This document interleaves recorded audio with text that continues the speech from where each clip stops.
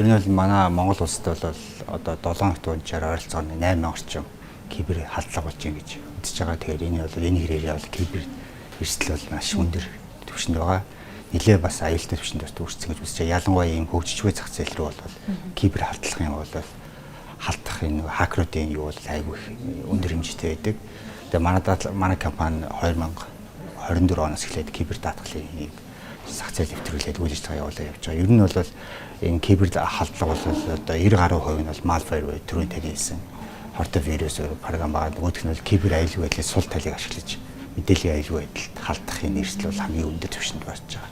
Энэ баг 91-92 орчим хувь нь энэ төрлөөр хийгдэж байгаа гэж бодож байна.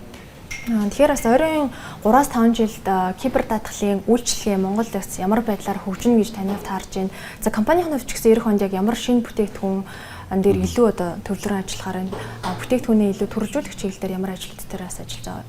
Бид нэр ер нь бол энэ кибер даатгалыг бол өсөх ирээдүйтэй зах зээл гэж харж байгаа. Ялангуяа энэ эрэлт хэрэгцээ бол асар их байгаа. Эрсдэл бол аюул өндөр түвшинд байгаа учраас манайх бол ер нь энэ жилдээ бол санхүүгийн байгууллагуудыг голчлон анхаарсан байгаа.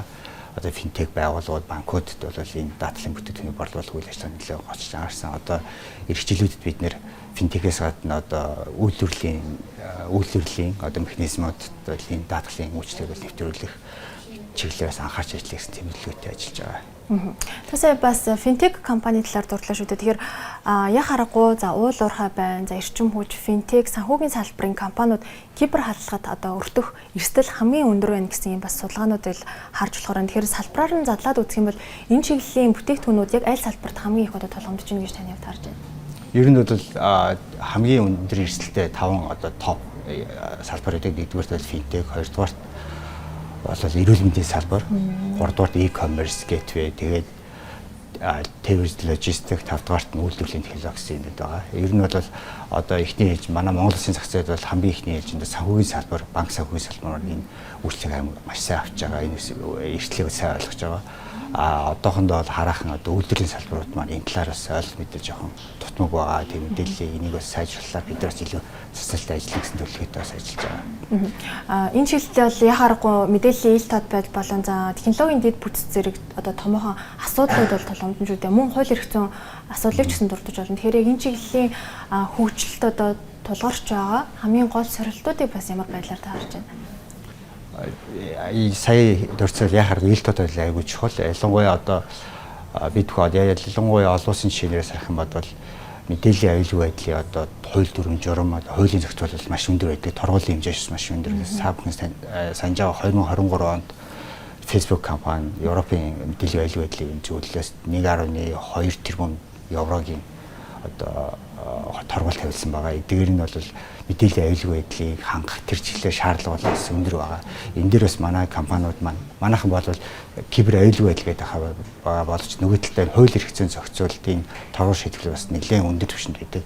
Манай даатгал маань ч гэсэн энэ төрлийн хөдөлбөрийг бас арилгахад бас гол чиглэсэн бас үйлчлэг байдаг. Тийм учраас бид нар энэ дээр нэлээд анхаарч ажиллаж одоо байгууллагын үйлчлэгчдтэй мэдээлэл өгдөг байгаа.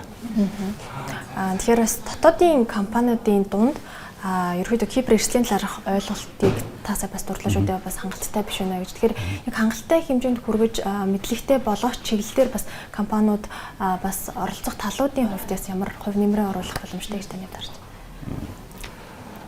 Ер нь бол зохицуулалт байгууллагууд энэ чиглэлээр нэлээд анхаарч хариуцлагажуулах одоо кибер аюулгүй халдлага болж байгаа тохиолдолд олон нийтэд мэдээлэх, энийг ил тод байлгах, нээлттэй чиглэлээр нь бол нэлээд бас ажиллах шаардлага болоо гэж харж байгаа. Монголд одоо бид нар ингээл кибер аюул халдлага боллоо гэж яриад өнгөрчөө боловч ямар зохицуулалтаа, ямар арга хэмжээ авч байгаа, ямар одоо шийтгэн нотолж байгаа гэдэг талаар бол мэдээлэл аягүй сул байдаг. Энэ чи хэрээрээ бид нар одоо кибер аюулгүй байдал дээр тавих анхаарал маань нэлээд сул байгаа болоо гэж хараад байгаа.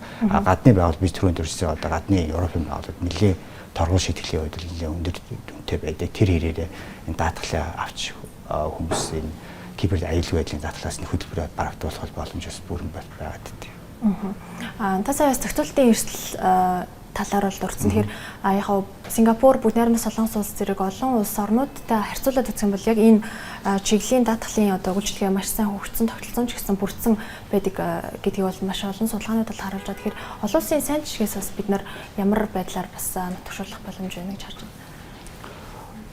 улсын сайн жишээ гэх юм бол одоо түрүүн би дурсан Европын холбооны жишээ байна. Энэ жишээ бол одоо нэгсэндээ энэ нэлийн хамгийн одоо чанга бөгөөд хамгийн одоо хэрэглэгчтэй ээлтэй тийм зохицуулт болж гисэн баг. Энэ утгаараа 23 онд энэ том одоо Facebook компани хамгийн том хөтөлбөр гаргаад энэс үүдээд Европын холбоо Америк нэгдсэн улс хоёр хоорондоо харилцсан одоо мэдээлэл солилцоороо гэрээ байгуулад энэ жишгийн дагуу явсан. Ялангуяа манай энэ хитрхи бидэнд хот юм шиг санагдаж байгаа боловч бид нар Европын иргэдийн одоо мэдээллийг хамгаалж байгаа одоо e-commerce байд юм уу, аялал жуулч байд юм уу хэрвээ тийм тохиолдолд бид нар ямар нэгэн халдлага зүтгэх юм бол бид нар одоо Монголын компани ч гэсэн энэ бас хамаатай байгаа. Тийм учраас энэ манай дотоодын компанид энэс анхааралтай ажиллаж бид нарт энэ хол байна гэж бодож болохгүй. Энэ бол ерөөсөө бид нэр мэдээлэл хүмүүсийн мэдээлэл цуглуулад ашиглаж байгаа бол бид нарт энэ дүрм журм бүх юм бол үйлчлэж байгаа гэж бодож байна.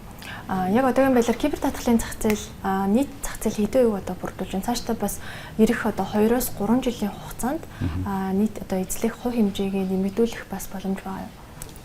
Кибер даатгалын зах зээл маань одоогор бол маш бага хувь эзэлж байгаа. Ерөнхийдөө бол одоо даатгалын зах зээл дээр бол яг 2-3% орчим л байна. Гэхдээ бид нар бол энэ бол шинэ зах зээл манай компани зүгсээ яаж ийм нөхөр энэ зах зээлийг одоо зах зээл таниулах, мэдүүлэх, энэ ойлголтыг өгөх талаар голчлон анхаарч байгаа.